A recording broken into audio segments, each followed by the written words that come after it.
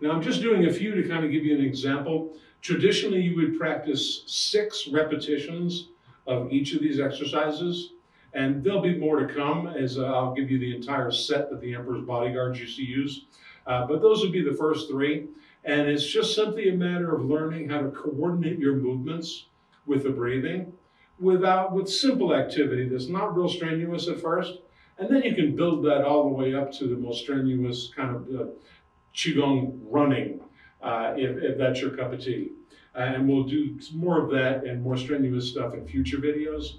But for now, if you could just start with those 3 and just start to get the body, the brain, the idea of coordinating the movement to your breathing.